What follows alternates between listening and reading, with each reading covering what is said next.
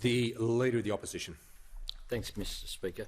My question is again addressed to the Prime Minister, and I ask, will the Prime Minister take the second chance that he's been given during this question time to guarantee that his industrial relations legislation will leave no worker worse off? The Leader, the Prime Minister. It's the Minister for Industrial Relations to add further to the answer, Mr Speaker. But as I say again, our industrial relations changes are designed to help more Australians get into work and to ensure that Australians are better off, Mr Speaker. The Leader of the Opposition seems to be living in a fantasy land when he speaks of these matters as if we aren't coming out of a COVID-19 recession, Mr Speaker. He seems to misunderstand that job security today is about having a stronger economy that's supported by businesses creating jobs, Mr Speaker, and that is what our plans are designed to achieve. The Prime Minister resume his seat. The Leader of the Opposition on a point of order. Yes, Mr Speaker, it goes to relevance. The Prime Minister's now had a number of minutes to think of an answer to. Will he guarantee that his industrial relations will leave no worker worse off? It's a simple guarantee if he believes he can give it. And as I said yesterday, the difficulty is with questions that ask for yes-no answers, essentially. So the Prime Minister's being relevant to the policy, and he's the Prime Minister. I'll pass over to the Minister for Industrial Relations, but I'll say again to the Leader of the Opposition, Australians are seeking the job security of an economy that is recovering from the COVID-19 recession.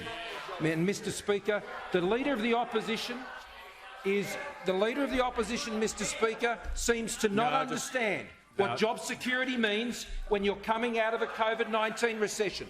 Australian workers know that under the economic policies of our government, they have greater confidence about their job, they have greater confidence about being better off, they have greater confidence about their future because of the economic policies of our government that are giving them that job security, and that includes the changes that we are making to industrial relations arrangements. But I'll ask the Minister to add further. The Leader of the House and Minister for Industrial Relations. Thank you, Mr Speaker, and I thank the Prime Minister and the members of the opposition, and their claims that anyone would be worse off under the government's bill are absolutely 100% wrong. And in fact, I think it was fascinating to read the characterisation of that in the Australian Financial Review by Philip Currie yesterday, where he said this, Mr Speaker. Mr Burke said other measures in the bill would also enable wages and conditions to be cut, but he offered no detail to back his claim. And that's because there is no detail. There is only one side of politics in Australia that has policy plans that will make workers worse off, and that is the Labor Party.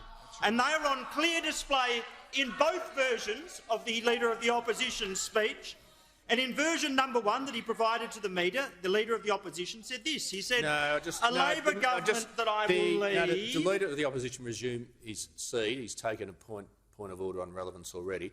But the Minister for Industrial Relations was not asked about alternative policies. He was only asked about his policy, and he needs to confine himself to that. And as that has been answered more than sufficiently, I think, Mr Speaker, I completely understand why they don't want their policy spoken about.